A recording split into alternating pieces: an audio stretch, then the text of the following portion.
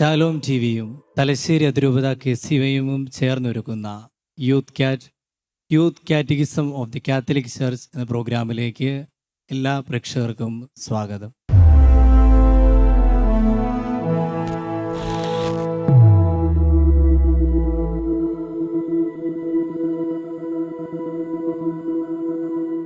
ഇന്ന് വിവാഹത്തെക്കുറിച്ചുള്ള സഭയുടെ കാഴ്ചപ്പാടുകളും നമ്മളോട് പങ്കുവയ്ക്കുവാനും യുവജനങ്ങളുടെ സംശയങ്ങൾക്ക് മറുപടി നൽകുവാനും നമ്മളോടൊപ്പം ആയിരിക്കുന്നത് തലശ്ശേരി അതിരൂപതയുടെ മെത്രാപ്പോലീത്ത മാർ ജോസഫ് പാമ്പ്ളാനി പിതാവാണ്.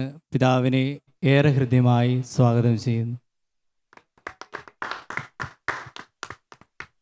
ഇന്ന് തങ്ങളുടെ സംശയങ്ങൾ ചോദിക്കുവാനും വിവാഹ ജീവിതത്തെക്കുറിച്ചും അതിൽ വഴി സഭ നമ്മിൽ നിന്ന് പ്രതീക്ഷിക്കുന്നതിനെക്കുറിച്ചുമുള്ള വ്യക്തത വരുത്തുവാനുമൊക്കെയായി നമ്മളോടൊപ്പം ആയിരിക്കുന്നത് Peravoor saint Joseph's major archiepiscopal തീർത്ഥാടന ദേവാലയത്തിലെ പ്രിയപ്പെട്ട യുവജനങ്ങളാണ്. നിങ്ങളെയും ഏറെ സ്നേഹത്തോടു കൂടി യൂത്ത് കാറ്റ് പ്രോഗ്രാമിലേക്ക് സ്വാഗതം ചെയ്യുന്നു.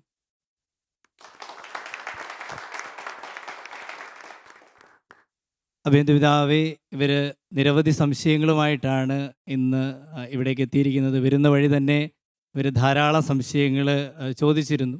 തീർച്ചയായിട്ടും ഇവരുടെ സംശയങ്ങൾക്ക് പിതാവ് വ്യക്തത വരുത്തും എന്നുള്ള പ്രതീക്ഷയോടുകൂടി ഇനി ഇവരുടെ കയ്യിലേക്ക് മൈക്ക് കൈമാറുന്നു.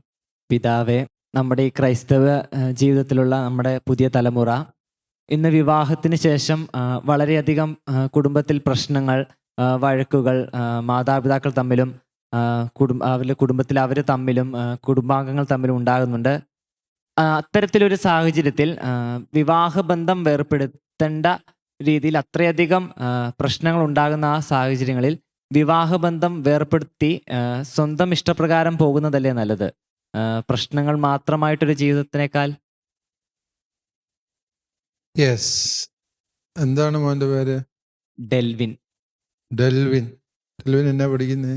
ഞാൻ +2 പഠിക്കുന്നു. ഓക്കെ. ഡെൽവിൻ ചോദിച്ചത് ഈ കാലഘട്ടത്തിൽ പല യുവജനങ്ങളും ചോദിക്കുന്നൊരു ചോദ്യമാണ്.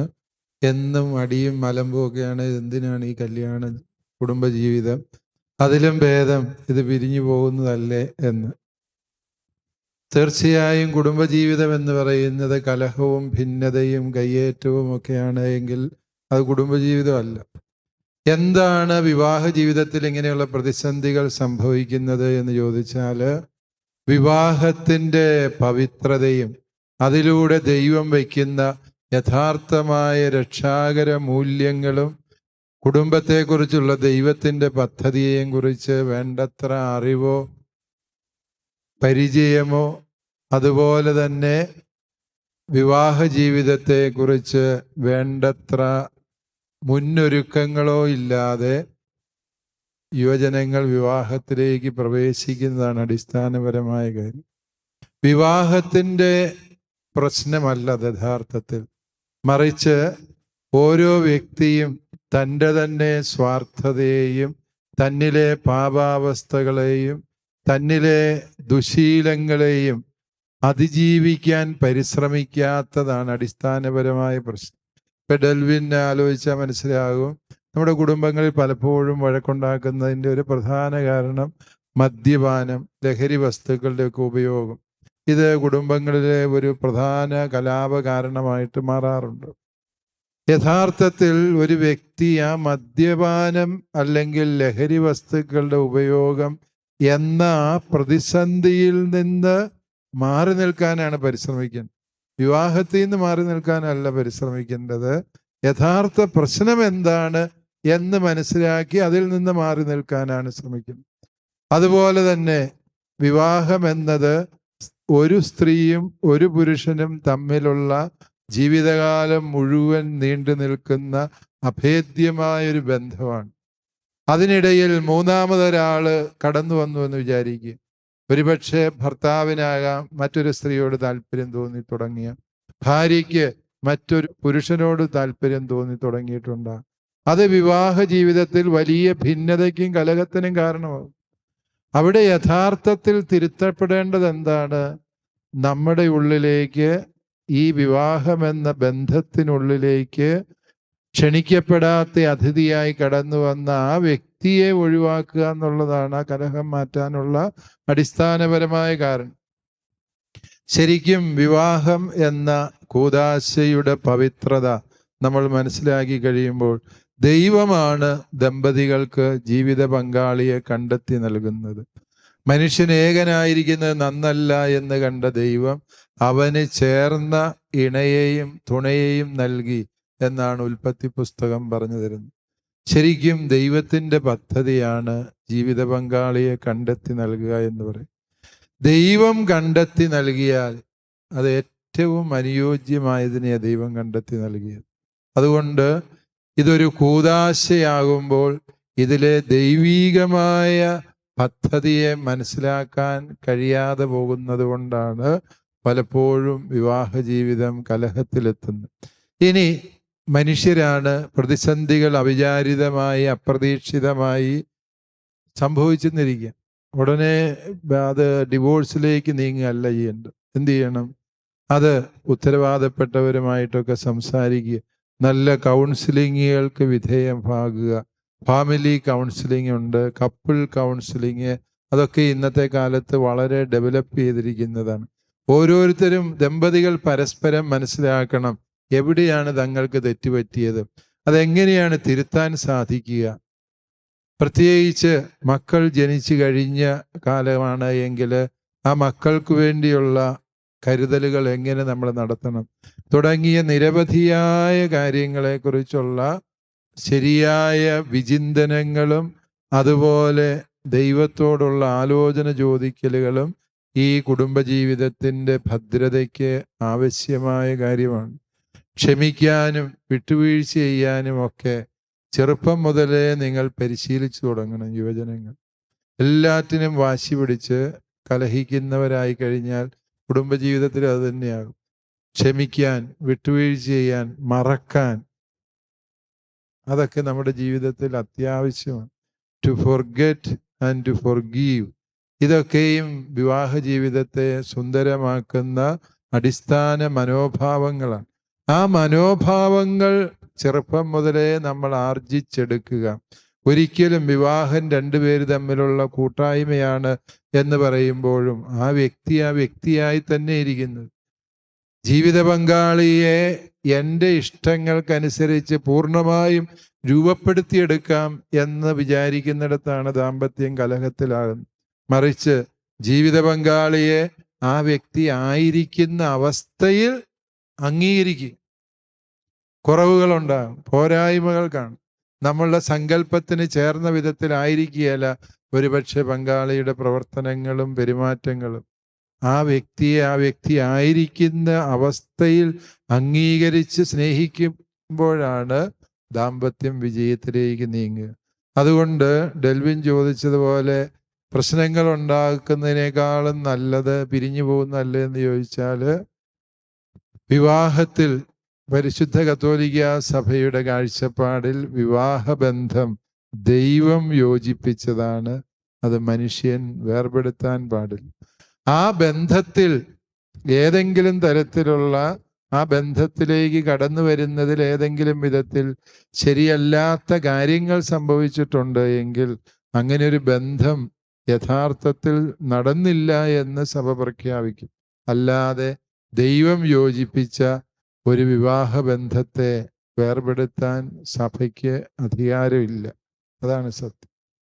എനിക്ക് ചോദിക്കാനുള്ളത്, ഇന്നത്തെ കാലത്ത് ലിവിങ് ടുഗെദർ, സിംഗിൾ മദർ, അതുപോലെ വിവാഹം കഴിക്കാതെ ജീവിക്കുന്ന ഒത്തിരി യുവജനങ്ങളുണ്ട്. അപ്പോൾ അതിനെയൊക്കെ സഭ എങ്ങനെയാണ് വിലയിരുത്തുന്നതെന്ന് പറയാമോ? യെസ്. എന്താണ് മോൻ്റെ പേര്? എൻ്റെ പേര് ജോർജ്. ജോർജ് ചോദിച്ചത് വളരെ കാലിക പ്രസക്തിയായ ഒരു ചോദ്യമാണ്. നമ്മുടെ ഈ കാലഘട്ടത്തിൽ ഒത്തിരിയേറെ മനുഷ്യർ അല്ലെങ്കിൽ യുവജനങ്ങൾ, പ്രത്യേകിച്ച് പെൺകുട്ടികളുടെ ഇടയിലും ഇത് വളരെ വ്യാപകമാണ് എന്നാണ് ചില സർവേകൾ സൂചിപ്പിക്കുന്നത്.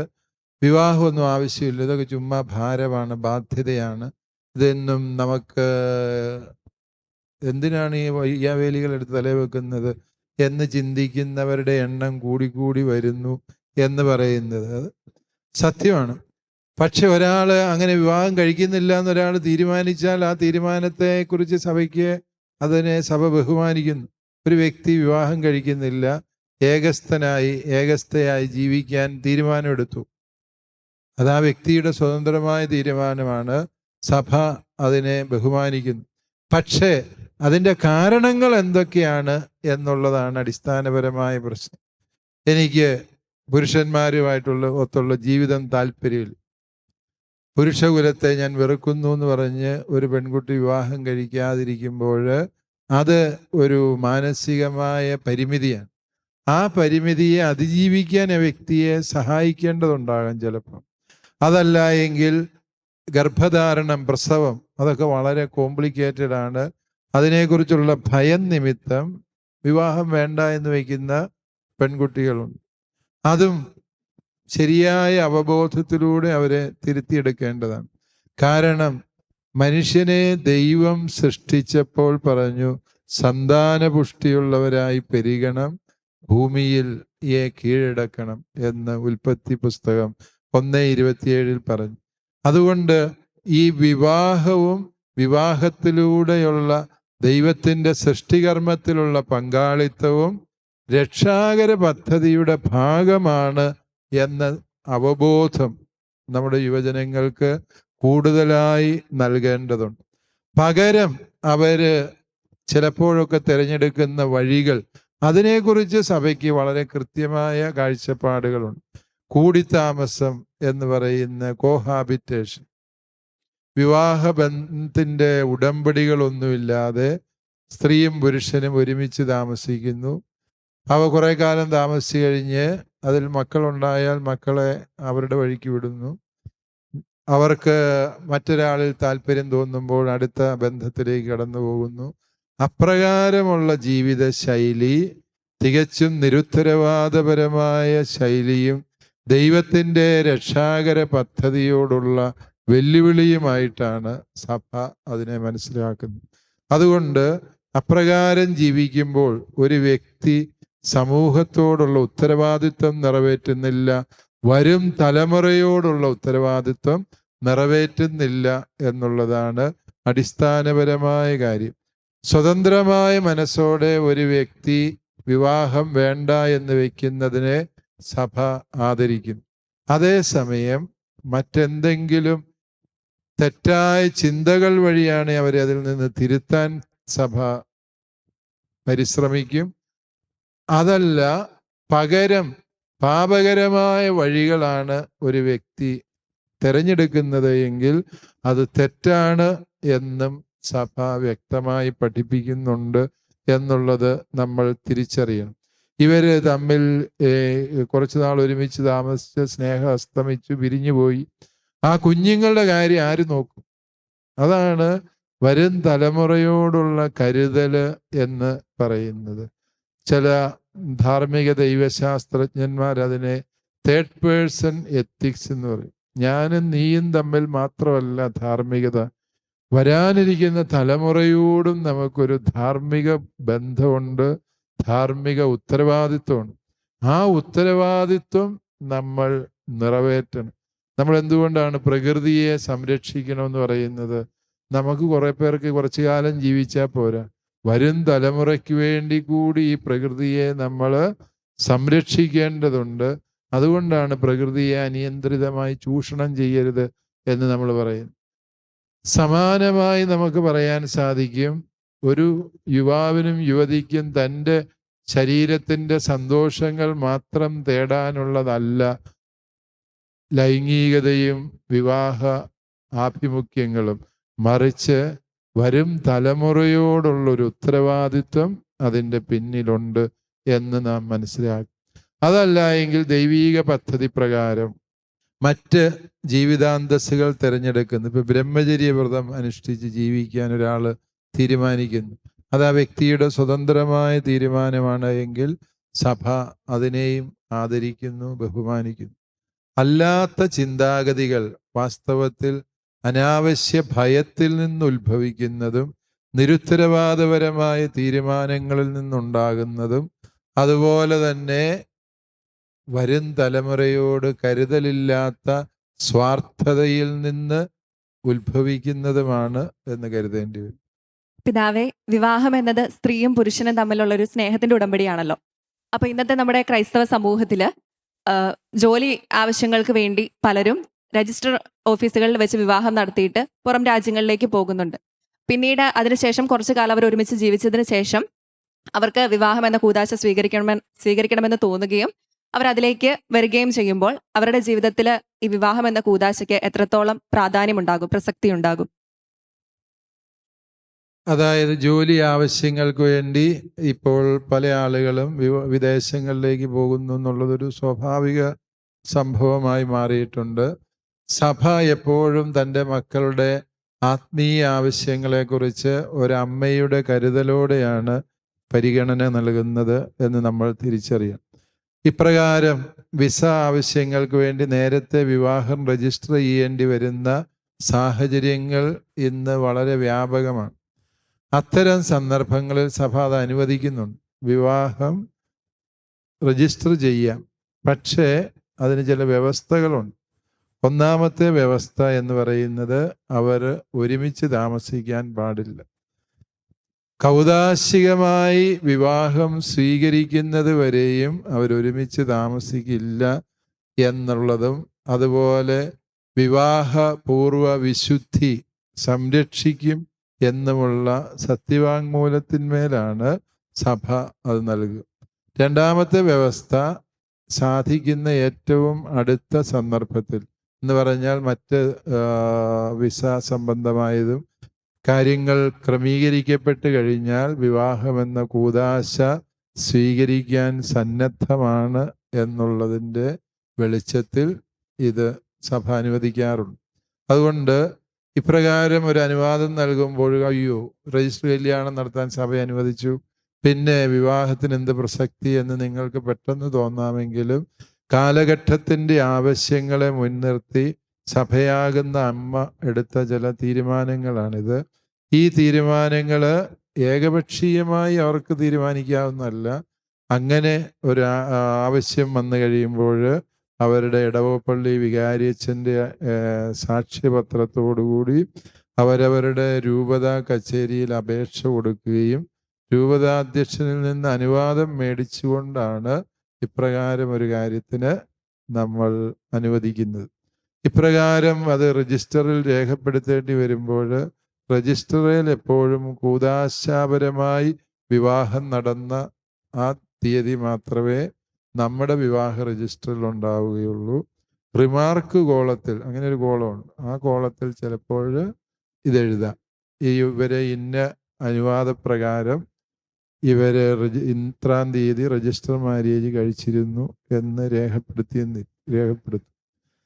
അതുകൊണ്ട് കൗദാശിക വിവാഹത്തിൻ്റെ പരിപാവനതയ്ക്ക് ഭംഗം വരാത്ത രീതിയിൽ ഈ വിസ ആവശ്യങ്ങൾക്കുള്ള വിവാഹങ്ങളെ, രജിസ്റ്റർ വിവാഹങ്ങളെ ക്രമീകരിക്കാൻ മറ്റു വഴികളൊന്നുമില്ല എങ്കിൽ ആ വഴി തിരഞ്ഞെടുക്കാൻ ഇപ്പോൾ സഭ അനുവാദം നൽകുന്നുണ്ട് എന്നുള്ളതാണ് സത്യം. പക്ഷേ ഇതൊരിക്കലും വിവാഹമെന്ന കൂദാശയുടെ പവിത്രതയ്ക്കും അഭേദ്യതയ്ക്കും ഒരിക്കലും ഭംഗം വരുത്തുന്നതാകാൻ പാടില്ല. ഈ പറഞ്ഞ വ്യവസ്ഥകൾക്ക് വിരുദ്ധമായിട്ട് അവര് പ്രവർത്തിക്കുകയാണ് എങ്കിൽ അവരെ കൗദാശിക വിവാഹം സ്വീകരിക്കുന്നത് ശരിയായ സഭാ രീതിയിലല്ല എന്നുകൂടി യുവജനങ്ങൾ മനസ്സിലാക്കണം. അവർ സത്യവാങ്മൂലം കൊടുത്തപ്പോൾ എന്താണോ അവർ സഭയ്ക്ക് നൽകിയ ഉറപ്പ്, ആ ഉറപ്പ് അവർ പാലിക്കുന്നില്ല എങ്കിൽ അവരുടെ കൗദാശിക വിവാഹത്തിൻ്റെ പരിശുദ്ധിയെ അത് ബാധിക്കും എന്ന കാര്യം കൂടി യുവജനങ്ങൾ ഓർത്തിരിക്കും. പിതാവേ, എൻ്റെ പേര് മെൽബിൻ, ഞാൻ പേരാവൂരിൽ നിന്നാണ്. ഇപ്പോൾ ഈ സാഹചര്യത്തിൽ ലിവിങ് ടുഗെദർ പോലുള്ള ഇത് കൂടിക്കൂടി വരികയാണ്. ലിവിങ് ടുഗെദറിന് ശേഷം ഒരു കുട്ടി ഉണ്ടായതിനു ശേഷം മാതാപിതാക്കൾ ഇടപെട്ടതിന് ശേഷം അവരെ പള്ളിയിൽ നിന്ന് നമ്മൾ കെട്ടിക്കുകയാണ്. അപ്പോൾ അങ്ങനെ ചെയ്യുമ്പോൾ അത് നമ്മുടെ വിവാഹം എന്ന കൂദാശയുടെ പവിത്രീകൃത നഷ്ടപ്പെടുത്തുകയും അതോടൊപ്പം പ്രത്യക്ഷമായി നമ്മൾ വ്യഭിചാരത്തെ എതിർക്കുകയും പരോക്ഷമായി നമ്മൾ വ്യഭിചാരത്തിന് അനുമതി നൽകുന്ന പോലെയല്ലേ? യെസ്, മെൽവിൻ ചോദിച്ചത് വളരെ ഉത്തരവാദിത്വമുള്ള ഒരു ചോദ്യമാണ്. ജർമ്മനിക്ക് പോകുന്ന മെൽവിൻ ഇതേക്കുറിച്ച് വളരെ അവെയറായിരിക്കുന്നത് വളരെ നല്ല കാര്യമാണ്.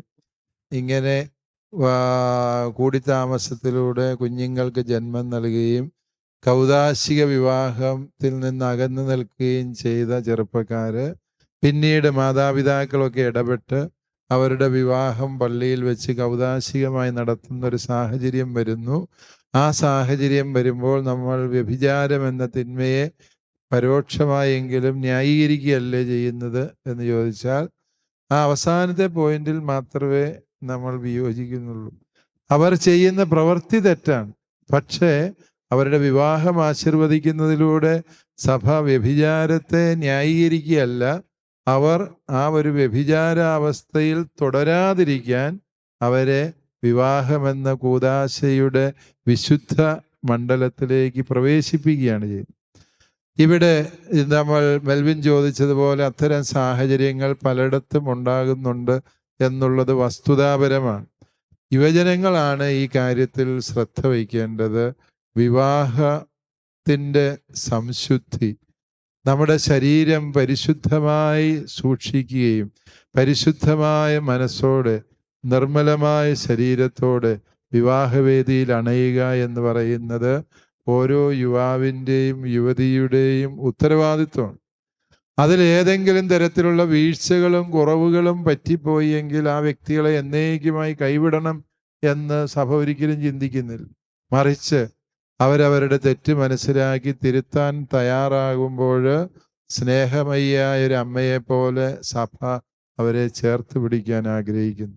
അഥവാ ഇപ്രകാരം കൂടി താമസിക്കുന്ന വ്യക്തികളെ അജപാലകരായ വൈദികര് അല്ലെങ്കിൽ ഈ രംഗത്ത് പ്രവർത്തിക്കുന്ന കൗൺസിലേഴ്സ് അവരൊക്കെയും അവരെ വിവാഹമെന്ന കൂദാശ സ്വീകരിക്കേണ്ടതിൻ്റെ പ്രാധാന്യത്തെക്കുറിച്ച് ഓർമ്മിപ്പിക്കുകയും അവർ കൂദാശ ജീവിതത്തിലേക്ക് കടന്നു വരാൻ ആഗ്രഹിക്കുകയും ചെയ്യുമ്പോൾ സഭ അവരോട് തങ്ങൾ ചെയ്തത് തെറ്റാണ് എന്നുള്ളത് അവരിൽ നിന്ന് രേഖാമൂലം എഴുതി മേടിക്കും. അതുപോലെ തന്നെ ആ തെറ്റിൽ നിന്ന് പരിഹാരം എന്ന നിലയിൽ എന്തെങ്കിലും പ്രാശ്ചിത്ത പ്രവർത്തികളും അവരെ കൊണ്ട് ചെയ്യിപ്പിക്കാറുണ്ട്. പ്രാശ്ചിത്തം എന്ന് പറഞ്ഞാൽ 100 തവണ ഏത്തുവിടുന്ന അങ്ങനത്തെ പണികളൊന്നുമല്ല. ചിലപ്പോൾ ഒരാഴ്ച പോയി ഒരു ധ്യാനം കൂടാൻ പറയും. തങ്ങളുടെ തെറ്റിനെ കുറിച്ചുള്ള അവബോധം ഉണ്ടാകാൻ വേണ്ടി അവരോട് അപ്രകാരം ആവശ്യപ്പെട്ടെന്നിരിക്കും. ഇത് അങ്ങനെ ചെയ്യുന്ന പ്രവർത്തികളെ ന്യായീകരിക്കാൻ വേണ്ടിയല്ല, ആ തെറ്റിൻ്റെ അവസ്ഥയെ അവസാനിപ്പിച്ച് സഭാമാതാവ് ആഗ്രഹിക്കുന്ന പരിശുദ്ധിയുടെ ജീവിതത്തിലേക്ക് കടന്നു വരാൻ വേണ്ടിയുള്ളൊരു വഴി അവർക്ക് ഒരുക്കി കൊടുക്കുകയാണ്. ഇത് 2 കത്തോലിക്ക വിശ്വാസികൾ തമ്മിലുള്ള ബന്ധം മാത്രമേ ഇപ്രകാരം സഭയ്ക്ക് എളുപ്പത്തിൽ റെക്ടിഫൈ ചെയ്തെടുക്കാൻ സാധിക്കുകയുള്ളൂ. അല്ലാത്തപ്പോൾ അത് വളരെ സങ്കീർണമായ പ്രക്രിയകളിലൂടെ മാത്രമേ അത്തരം ബന്ധങ്ങളെ നമുക്ക് ശരിയാക്കി എടുക്കാൻ സാധിക്കുകയുള്ളൂ എന്നുള്ളതും നിങ്ങൾ തിരിച്ചറിയേണ്ട വസ്തുതയാണ്. അതുകൊണ്ട് വിവാഹം ഒരു കൂദാശയാണ്. കൂദാശ എന്ന് പറഞ്ഞാൽ എന്താ? ദൈവം ചെയ്യുന്ന പ്രവൃത്തിയാണ് കൂദാശ, അല്ലേ? പരിശുദ്ധ കുർബാന ഒരു കൂദാശയാണ്. കാരണം എന്താ? വൈദികൻ പ്രാർത്ഥിക്കുമ്പോൾ സ്വർഗത്തിൽ നിന്ന് ഈശോ ഇറങ്ങി വന്ന് ആ അപ്പത്തെയും വീഞ്ഞിനെയും തൻ്റെ ശരീര രക്തങ്ങളാക്കി മാറ്റുന്നു. അങ്ങനെയാണ് അത് കൂദാശയാണ്. വിവാഹം കൂദാശയാണ്. കാരണം എന്താണ്?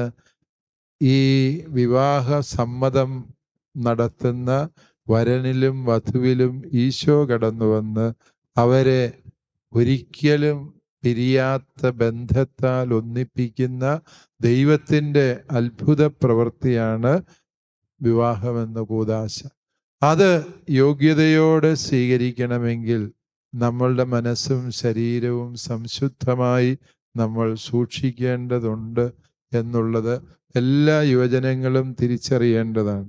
പലപ്പോഴും ഈ വിവാഹ പൂർവ ലൈംഗികത എന്ന് പറഞ്ഞാൽ വിവാഹത്തിന് മുൻപേ ഉള്ള ലൈംഗിക ബന്ധങ്ങൾ ദമ്പതികൾ തമ്മിൽ പിന്നീട് സംശയരോഗങ്ങൾക്കും കലഹത്തിനും അതുപോലെ തന്നെ പരസ്പര വഞ്ചിക്കുന്നതിനും ഒക്കെയും ഇടവരുത്തുന്നു എന്നാണ് പഠനങ്ങൾ തെളിയിക്കുന്നത്. പരിപൂർണമായ വിശ്വസ്തയോടെ ദാമ്പത്യ ജീവിതത്തിൽ പ്രവേശിക്കുന്നവരുടെ കുടുംബജീവിതങ്ങൾ ഭദ്രമായി മുന്നോട്ട് പോവുകയും ചെയ്യുന്നുവെന്ന് പല പഠനങ്ങളും തെളിയിക്കുന്ന വസ്തുതയാണ്. അതുകൊണ്ട് യുവജനങ്ങൾ ഈ ഒരു പ്രീ മാരിറ്റൽ സെക്സ് അഥവാ വിവാഹപൂർവ ലൈംഗികത എന്നുള്ള വിഷയത്തെ ഗൗരവമായി എടുക്കുകയും അത്തരം സാഹചര്യങ്ങളിൽ നിന്ന്, അവസ്ഥകളിൽ നിന്ന് ബോധപൂർവം മാറി നിൽക്കുകയും ചെയ്തുകൊണ്ട് തങ്ങളുടെ ശരീരത്തെ വിവാഹത്തിന് വേണ്ടി പരിശുദ്ധമായി പരിരക്ഷിക്കാൻ ശ്രദ്ധ വയ്ക്കുകയും ചെയ്യേണ്ടതുണ്ട് എന്ന് എല്ലാവരും ഓർക്കണം. അഭിയന്ത പിതാവേ, പ്രിയപ്പെട്ട യുവജന സുഹൃത്തുക്കളെ, ഈ ഒരു എപ്പിസോഡിൽ നമ്മൾ പ്രധാനമായിട്ടും ചർച്ച ചെയ്തത് വിവാഹവും കുടുംബജീവിതവും ഒക്കെ ഈ ഒരു കാലഘട്ടത്തിൽ നേരിടുന്ന വെല്ലുവിളികളെയും പ്രശ്നങ്ങളെയും കുറിച്ചുമായിരുന്നു. നിങ്ങൾ ചോദിച്ച ചോദ്യങ്ങൾക്ക് അഭിയന്ത പിതാവ് സഭയുടെ നിലപാടുകളും സഭയുടെ പഠനങ്ങളും നമ്മളെ വ്യക്തമായിട്ട് ബോധ്യപ്പെടുത്തി എന്ന് വിശ്വസിക്കുന്നു. തീർച്ചയായിട്ടും നിങ്ങൾക്ക് ഇനിയും സംശയങ്ങളുണ്ട് എന്നറിയാം. വരും എപ്പിസോഡുകളിൽ നമുക്ക് ഈ കാര്യങ്ങൾ കൂടുതൽ വ്യക്തമായിട്ട് ചർച്ച ചെയ്യാം. അഭിയന്ത പിതാവിനും ചോദ്യങ്ങൾ ചോദിച്ച് നിങ്ങളുടെ സംശയങ്ങൾ ദൂരീകരിച്ച പ്രിയപ്പെട്ട യുവജന സുഹൃത്തുക്കൾക്കും ഏറെ നന്ദി.